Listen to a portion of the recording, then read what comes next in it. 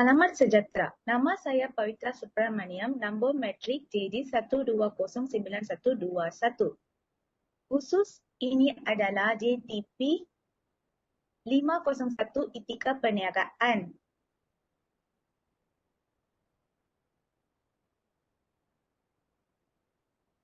Nama kumpulan kami adalah STARS yang mempunyai 5 ahli kumpulan iaitu Teh Ang Tiong, Anusha, Pavitra, Gayatri, Lipo Teng.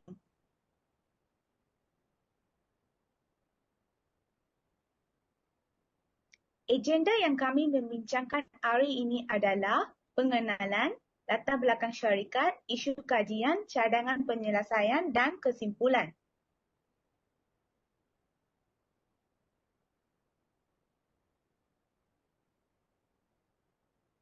Syarikat yang kami memilih untuk membuat kajian tentang Jabatan Sumber Manusia adalah Gapi Plastik Industri Sdn Bhd di Bukit Mertajam.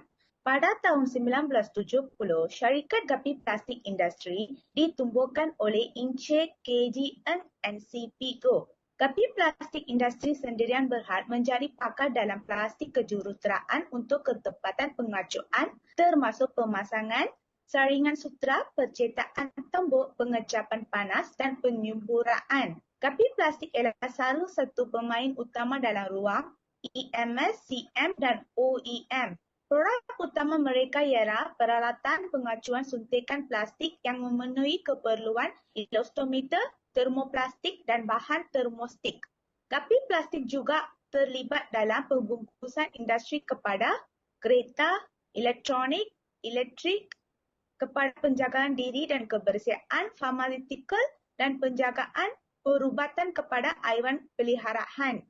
Di negara Malaysia, Gapi Plastik Industri Sdn Bhd mempunyai 3 organisasi pengeluaran iaitu di Selangor, Ibu Penjabat dan 2 cawangan dari Penang dan Malacca. Itu sahaja daripada saya. Sekian, terima kasih.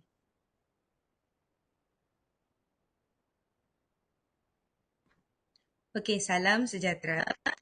Nama saya ialah Gayatri, anak perempuan Gunasagan dan nombor matrik saya adalah JG/11935/21. Terdapat pelbagai isu di Gapi Plastik. Antaranya adalah isu pampasan dan faedah, isu kesihatan dan keselamatan serta isu pengambilan pekerja.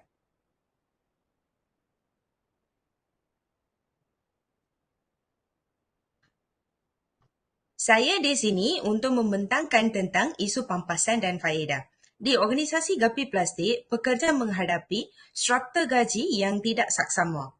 Pekerja percaya terhadap gaji yang diberi oleh majikan ini tidak adil dan tidak sama dengan gaji rakan sekerja mereka. Isu ini menyebabkan pekerja untuk rasa tidak berpuas hati. Selain itu, pekerja tidak mendapat maklumat yang terperinci tentang cara pengiraan gaji mereka dan majikan ini juga tidak menjelaskan amalan pampasan kepada pekerja. Hal ini menimbulkan ketidakpercayaan dan ketidakpuasan hati kepada pekerja. Jadi, apakah cara penyelesaian bagi isu ini?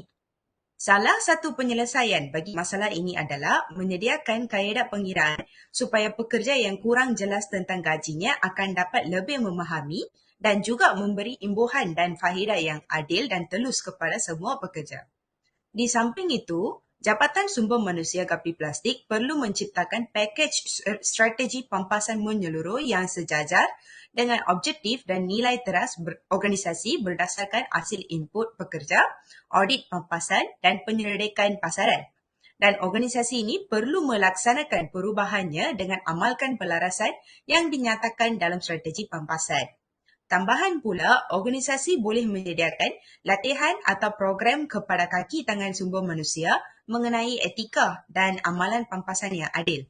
Latihan atau program ini akan membawa kesedaran kepada kaki tangan Jabatan Sumber Manusia tentang kesalahan mereka dan mereka juga akan dapat mempelajari tentang skema gaji kepada pekerja mengikut jawatan, beban kerja dan pengalaman.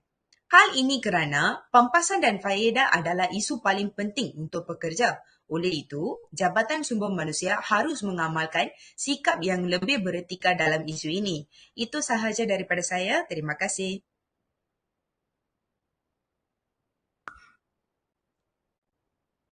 Salam sejahtera, nama saya Lee Poi Teng, matriks nombor JG1119219. Saya akan membentangkan tentang isu kesihatan dan keselamatan. Setiap majikan mempunyai tanggungjawab untuk menyediakan persekitaran kerja yang selamat dan sehat untuk bekerja. Jabatan Sumber Manusia dikatakan HR Department juga mempunyai fungsi penting dalam isu-isu seperti keselamatan pekerja dan kesihatan. Mengabaikan langkah-langkah keselamatan dan kesihatan bukan sahaja meletakkan pekerja pada risiko bahaya atau kecederaan, tetapi juga melanggar hak asasi mereka.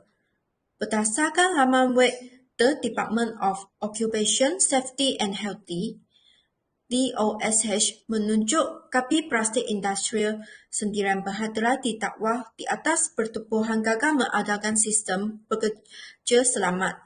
Peristiwa berlaku pada tahun 2019.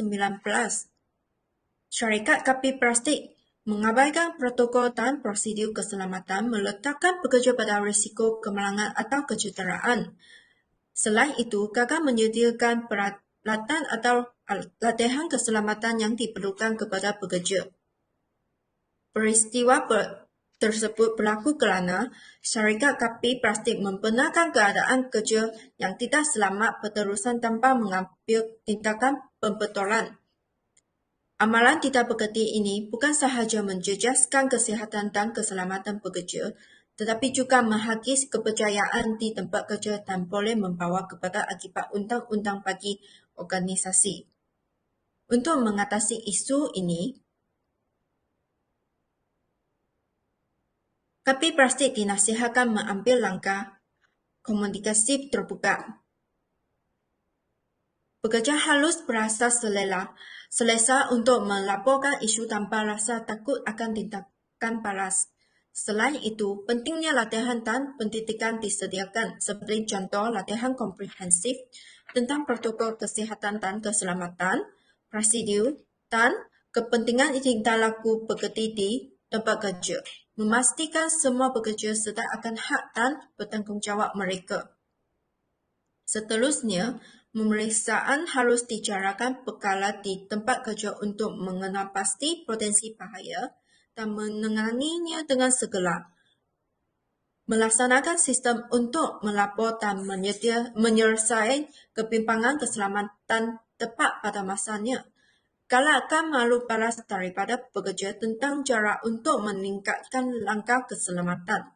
Akhirnya, dengan mengambil langkah proaktif ini dan memupuk budaya keselamatan dan bekerja di tempat kerja, organisasi boleh mengatasi isu kesihatan dan keselamatan yang tidak berkerti dan mewujudkan persekitaran pekerja yang selamat dan sehat untuk semua pekerja. Itu sahaja pembentangan saya.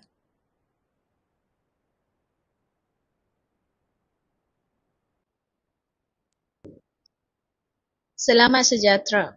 Saya Anushana Prompasati Sila, nombor matriks JG11892221. Organisasi Kapi Plastik juga terdapat pengambilan pekerja yang tidak beretika oleh Jabatan Sumber Manusia. Organisasi ini sering mengamalkan diskriminasi dalam pengambilan pekerja. Pekerja sering dipilih dari segi bangsa dan agama. Pelantikan pekerja juga berlaku berdasarkan umur dan jantina. Kilang Kapi Plastik enggan mengambil pekerja yang berusia dan juga sering memilih jantina lelaki.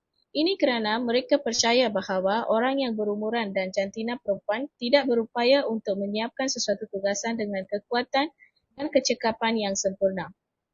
Selain itu, Kapi Plastik juga tidak mengamalkan pengambilan pekerja yang transparansi. Pengambilan pekerja transparansi bermaksud menyediakan maklumat yang jelas dan tepat kepada bakal pemohon, serta mengekalkan kejujuran dan keterbukaan sepanjang proses pengambilan.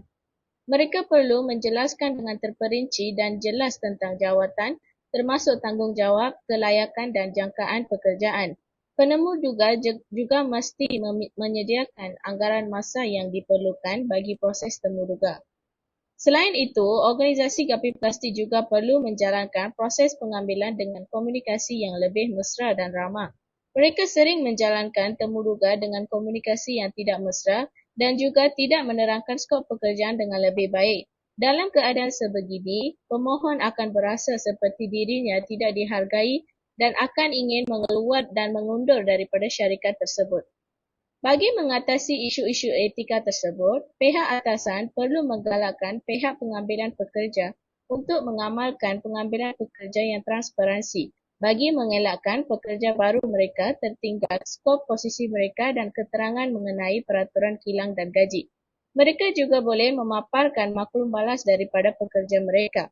Melalui ini, pekerja yang ingin menyertai syarikat tersebut akan merasa mendorong dan keinginan untuk menyertai syarikat tersebut akan meningkat. Pihak atasan juga perlu menghantar Jabatan Sumber Manusia yang berkenaan ke bengkel berkomunikasi semasa pengambilan kerja. Dari bengkel tersebut, mereka mampu mengenali cara berkomunikasi semasa temu duga pengambilan pekerja. Itu sahaja daripada saya.